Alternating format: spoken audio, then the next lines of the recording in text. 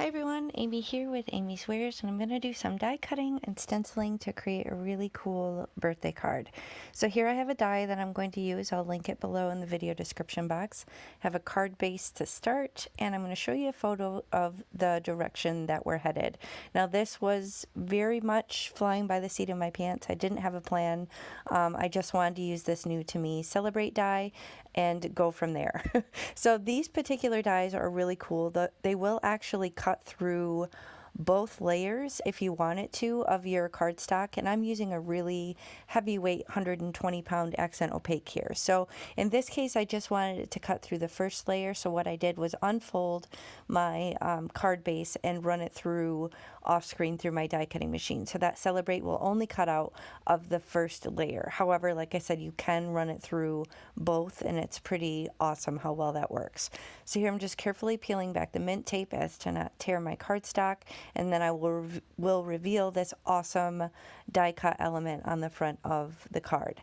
So I know that I want to incorporate some stenciling, and I'm going to incorporate a gorgeous new stencil from the January release at A Colorful Life Designs, but at this point I'm still winging it and not sure how I want to put this together. So you're really watching this in real time as I figure out my plan. So to start, I'm going to kind of mask off certain areas so that I can apply color, but apply it selectively so that it only goes in certain places on the cardstock. So here I'm being a little bit precious because I want to make sure that it lines up very correctly on these letters. I don't want any little errant white space where I don't want it, because I want these black letters to really just kind of stand out from the design.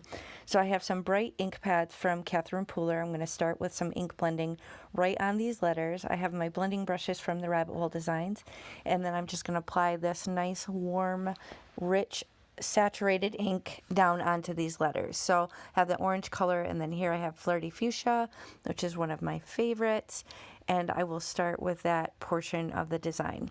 So then I'll be able to lift up this 2-inch post-it tape and just kind of reconfigure it to work on other areas. But I do want to clean my work surface because I am working directly on a card base, and I don't want to get ink on the back or the inside of the card where I don't want it. So here, to get more mileage out of your post-it tape, you can kind of flip it around to the clean edge if you don't want to contaminate or kind of blend colors that you don't intend to. So here I'm just using some residual blue from my blending brush, and this actually kind of worked against me a little bit. If I would have actually picked an ink pad of blue, then I could have been more uniform. But once I did start using the ink pad, then I wasn't able to recreate that same kind of blue that I had in the top. So you'll see that's one of the issues I ran across, but I was able to work it out. Now, there was the information on the stencil there. I do have a coupon, AmyFan10. If you do shop for any stencils, be sure to use my coupon, AmyFan10, at checkout, and you'll get 10% off of your complete order. That does also include any of the stamps in the shop if you want any of those, or any of the new blingage, which is new to the shop this month, so you'll want to check that out. If you've ordered from Mary Kay at A Colorful Life Designs before, then you may have gotten her little blingage packs of free samples, but now you can actually buy those in bigger quantities and control what colors you get. So definitely check that out. It's really exciting to have those in the shop. So here I'm going to remove the post-it tape, and that looks cool as is, but I knew I wanted to apply color to the bottom as well, because I wanted the only white really to kind of be behind the Celebrate letters to help that pop out from the design. So again, I'm still winging it, trying to figure out what I want to do, and I do end up obviously covering up the Celebrate again so that I can do some ink blending below, but I also know that I want to apply a sub-sentiment, and the cool thing about that die set is it also gives you a few little stamps as well, so you can complete and further customize your design by using a little sub-sentiment stamp as well. So here I'm just going to mask off a strip of white so I can put my stamp in there, and then I'm going to do some more ink blending in the bottom. Now here you can see, look, it's a much lighter, different blue than the residual ink blue I was able to get on the top. So I thought, uh-oh, that's gonna kind of work against me. So I grabbed the stencil again, and I go to a different portion of it that I haven't used, just to kind of give more visual interest and give it a little bit of a different look.